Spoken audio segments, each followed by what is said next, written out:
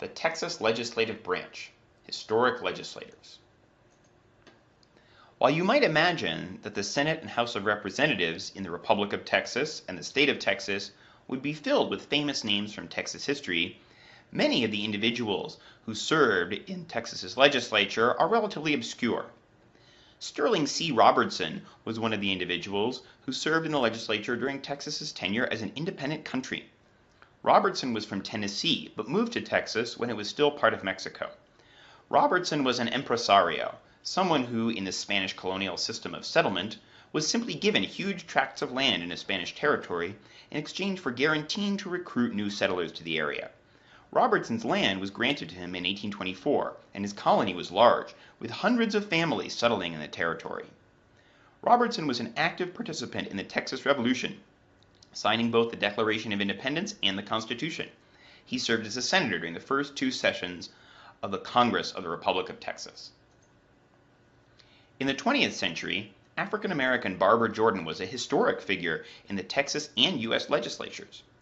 Back in 1882, Walter Burton, a former slave, left the Texas Senate, and the chamber did not have a single African-American member from that time until 1966, when Houston attorney Barbara Jordan successfully campaigned for election in the Texas Senate's 11th district, her third attempt at election to the state legislature. She was the first black woman to serve in the Texas State Senate. She served until 1972 when she was elected to the U.S. House of Representatives, where she served for 3 terms. Jordan was well known for her skills as an orator and was highly successful in debates on the Senate floor. She even served one day as the acting governor of Texas, when both Governor Preston Smith, after whom Lubbock named its airport, and Lieutenant Governor Ben Barnes were traveling out of state. Fondly referred to by the Washington Post as the first black woman everything, Jordan's legacy for diversity and inclusion of minority groups in government inspires people from all backgrounds to participate in government today. The name Robert Duncan may be familiar to Texas Tech students, since this former state legislator was appointed Chancellor of the Texas Tech University system in 2014.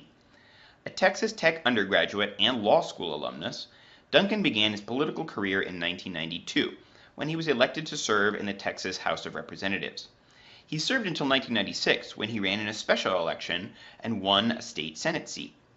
Senator Duncan's time in the state Senate was productive, including service on several of the most important committees and working on many critical pieces of legislation.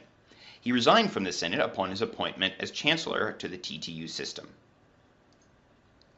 In political science, many times we focus on legislation or the legislative body as our unit of analysis, without taking much time to consider the role of individual personalities and their accomplishments. It is important to take a moment to look at the individuals who served in these political institutions to see how they have shaped the outcomes that we observe.